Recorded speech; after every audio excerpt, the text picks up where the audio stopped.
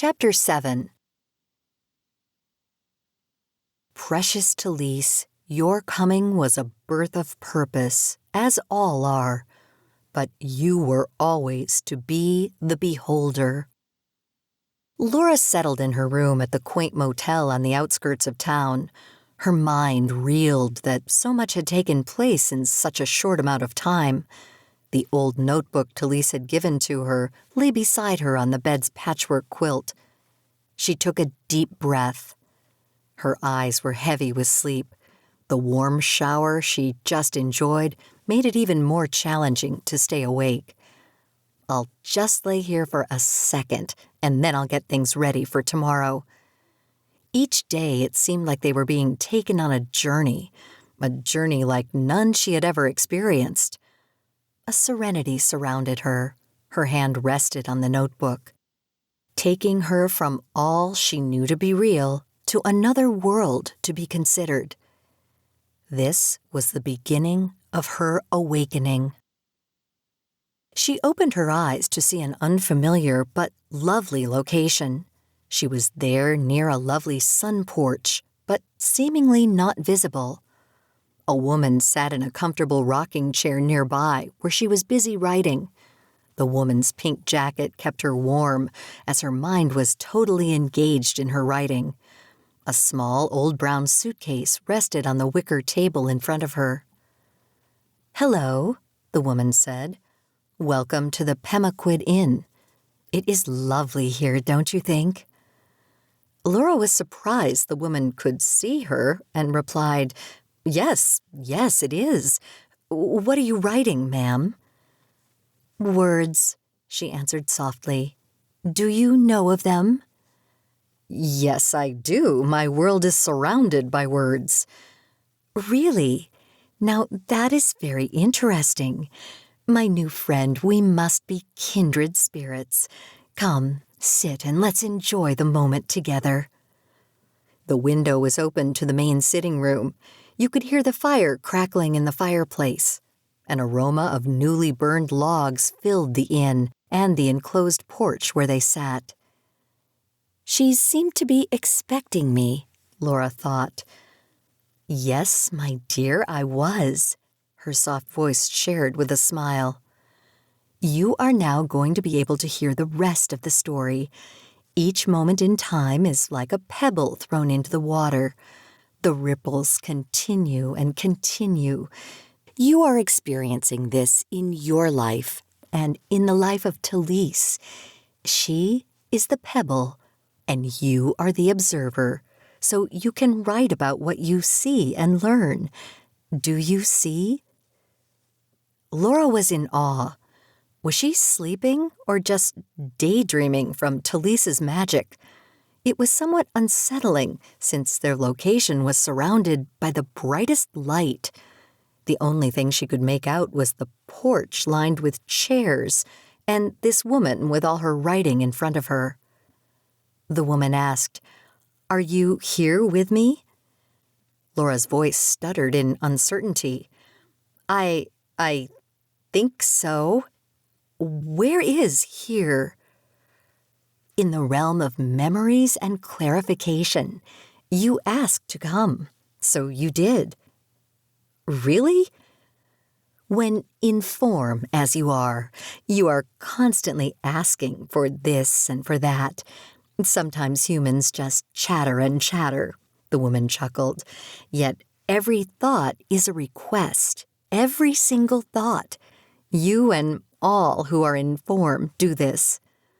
The divine, as some of you are familiar, or spirit, who is the source of all life, acknowledges your thoughts and provides all that is necessary to make it happen.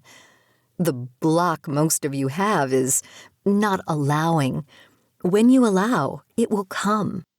Your life reflects what you have requested and allowed. You will be suddenly in vibration with it, then voila, it comes. The allowing is the hardest for you. You have all sorts of concoctions within your brains that hold it back. Someone has taught you it isn't possible, and you believe them. Asking is the first step which you do. not only for the good, but also for the things you don't want. Asking for what I don't want? Yes, when you go on and on with a complaint, it brings it stronger to you. You have heard of the law of attraction? That is the energy magnet that brings it to you. But if you pay attention to it and keep focusing on it, my dear, it comes, either by the I can or the I can'ts. Then we take the next part. It is right there, as close as the nose on your face. Most often you shut it off by not being ready, not believing it is possible, which is the not allowing. Life isn't hard. Someone told you it was, and then it became hard because you believed it. This is just the law of reality, and as alive as the law of nature, the law of gravity, and all the vibrational energies present in your earthly realm. A good teacher will give you the tools to understand this. Like Talise? Laura asked. Yes, she is one of many. You will begin to learn more of this as your time continues. You will do just fine on your journey. Laura wasn't sure how to respond. Suddenly, she wasn't there anymore. The sound of her alarm brought her back to the world of time. She laid still as her heart raced, wishing she could close her eyes and go back. She wanted more. Tossing to her side, she buried her face in her pillow. What's happening? Then the journal dropped to the floor. Reaching down, she smiled. Talise Kavanaugh, you have something to do with this. I know you do. Laura realized the dream she'd had was connected somehow with Talise and her trying to share with her about life. But it wasn't Talise. It was someone else connected with her. Wait, she was wearing the pink jacket. The pink jacket that Leah referred to wearing. This is unbelievable, she thought. I must be losing my mind. Laura stared out the window. Her thoughts were taking her where she had never even considered possible. Are these people witches? Did someone cast a spell on me to control my mind even while I sleep? Did I ask for this? She said to herself. How did I ask for this? She was very aware this was going to be a relationship unlike any she'd had before. Even Joe, her cameraman, had been experiencing emotions and thoughts during the interviews with Talise. She knew there was more to this than just an interview with someone called the Beholder. She dialed the phone. Hey, Joe, are you up and ready to go? Yeah, I'm up. What's the plan? Oh, a bit of food, then we'll gather the information we've recorded so far. Gather the information, he laughed. That's going to be a process. I don't think there is a gathering of information about these women. Laura, I have to say, I think this is one of the most intriguing interviews we've had for quite some time. Maybe a better word would be mind-changing? I agree, but it's much calmer than traveling to the Ozarks. They both laughed. I'll meet you downstairs in 30 minutes. I'll be there. Laura decided to call Talise to see what her schedule was like for the day. Dialing the phone, she laughed to herself. I know this woman doesn't live by a clock or a calendar. She was looking forward to hearing her voice again, though. Time just seemed to flow when they were together. Good morning, sunshine, Tally cheerfully answered. Hi, Talise. How are you today? I'm fine. I hope you had a restful night. I did. I wanted to say good morning and see what your day looked like. Oh, you never know what your day will look like, little one, until you begin to walk through it. She laughed in her delightful way. I see. Laura laughed too. Now, what I do is I segment intend for the day. She laughed again, playing with Laura. I know what you're asking, so I will just flow with your question. I talked with my little friend's mother this morning. She said when he woke up, he was so excited. He couldn't wait to see if it was time to come over. So, one segment of my day will be spent with a little lad catching a fish that will create a memory in his heart he will never forget. I am sure that will be true, Laura smiled. I'm going to the Journey this morning with Joe. I just didn't want you to think I forgot you. Oh, you will never forget me. Just go enjoy your day, Laura. Remember, there are treasures hidden and revealed to you when you least expect them. Sometimes you don't have to work for them at all. They just appear. That is the magic of life. When you find the magic of life in these treasures, don't try to negate or question them. Don't try to turn it into your way of thinking or to someone else's so they agree with you. Just see it as it is. Either embrace it or let it go. Put it back for someone else to find and enjoy. It is there for someone. We often try to share them with others and, whoa, they won't have any part of it. They may be threatened by it, but remember, it doesn't make the treasure any less precious. Will you remember this? Yes, I will remember. Great, she shouted through the phone. Now, go have fun.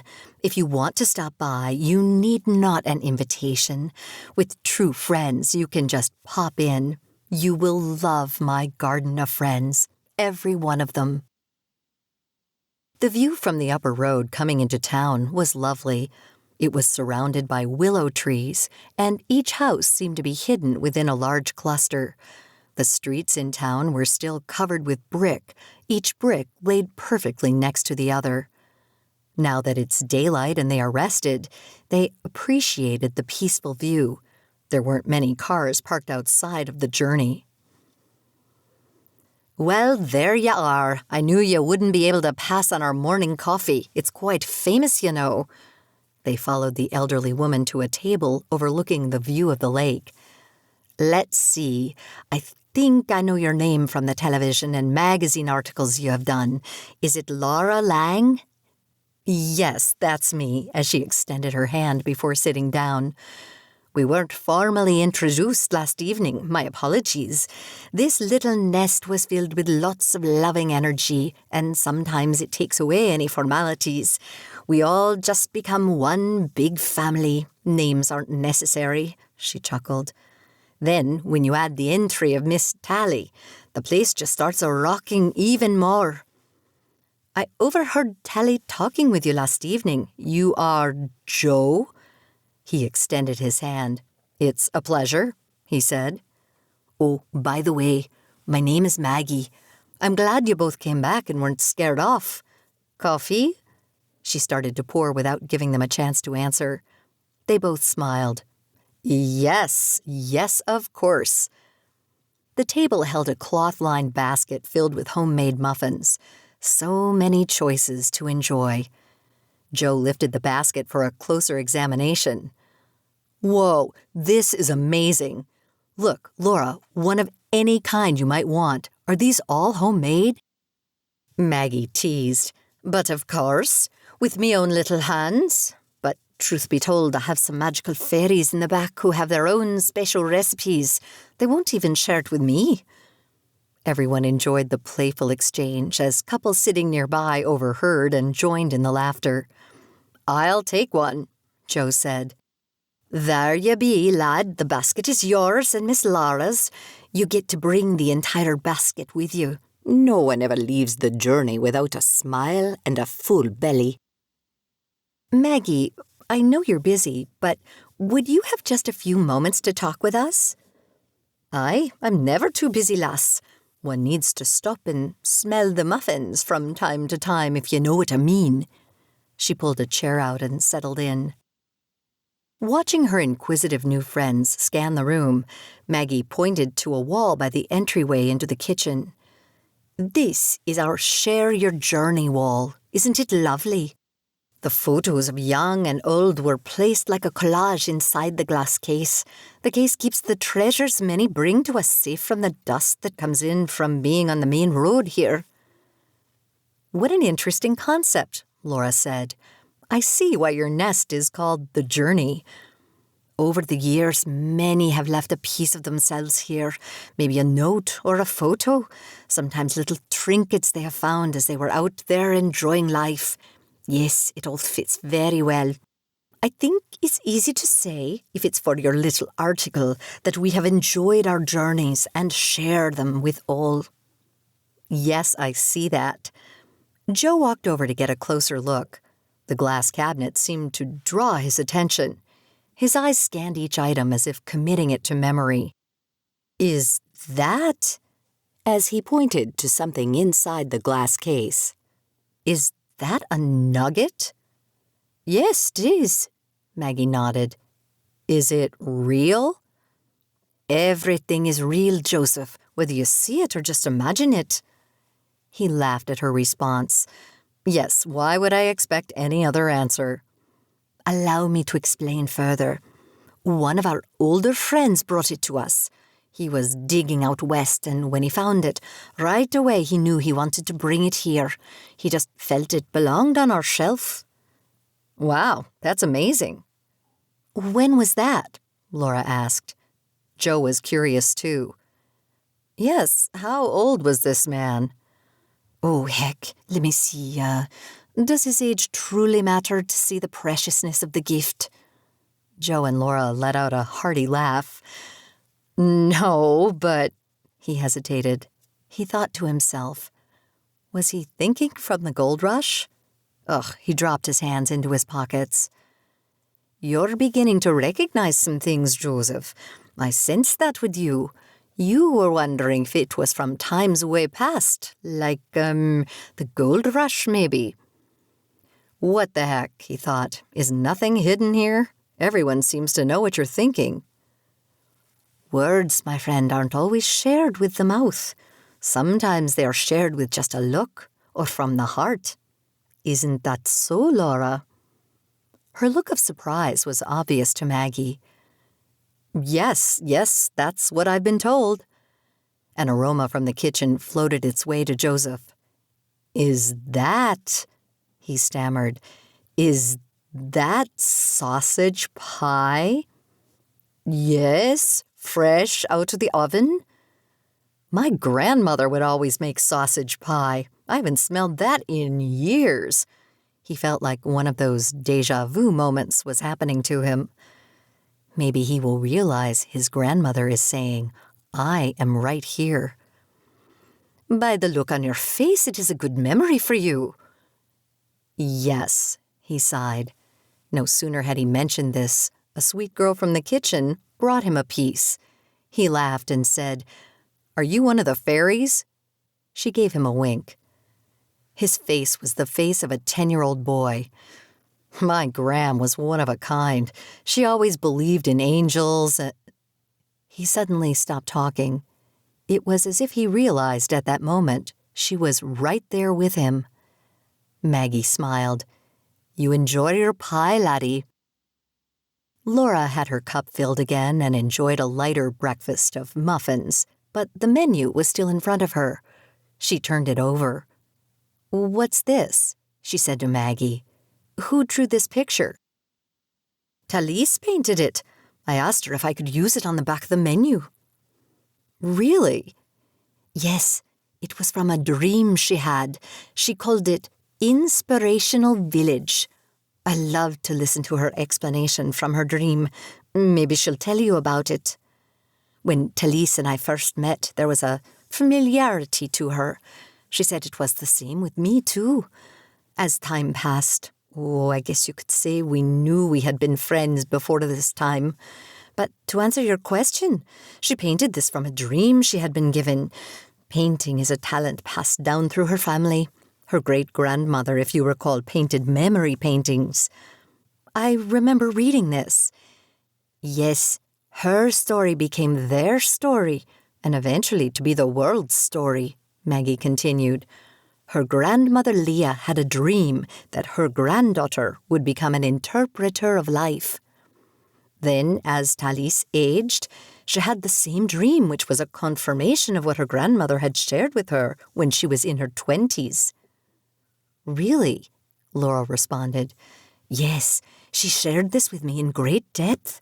You see, in the Celtic world, combined with her Iroquois heritage, both became storytellers, telling and animating stories of life to be shared from generation to generation.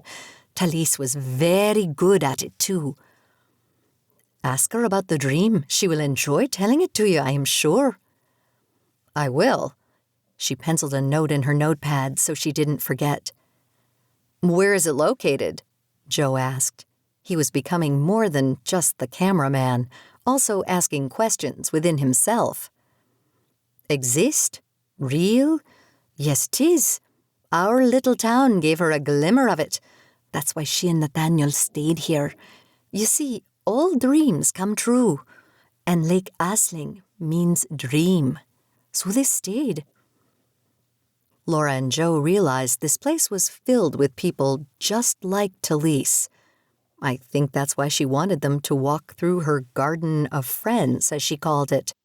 They realized it wasn't only one person to learn about life from, but a whole garden of glowing flowers that some don't even realize exist. Now they were seeing. Thalys had written below the painting, "Welcome to Inspirational Village. We are many, abiding together, raising our loved ones and touching others. The village raises the child, and we are all children who need to see that age does not matter in the realm of no time. Hold on to what you learn. Let nothing nor anyone take the magic of this realm from you. Love is our main ingredient, or sign by which we live. We, villagers, are given foresight, clarity, and solidarity. By this encircling love, we share with all the magic of life." "Will this become a real town?" Laura asked. "Well, you will see it when you're supposed to, my friend. According to Thalys, it already is, but it is hidden, a hidden location that one finds within their heart, not with their eyes. I'm sure Mrs. Miller down the road will be happy to share more with you." "Which shop is hers?" "Oh, you will know it. She's been best friends with Thalys since they were children." "Really?" "Yes, I think she was the ray of light that guided her and Nathaniel here. Many times you will hear them call each other Anam Cara. You will understand when you meet her."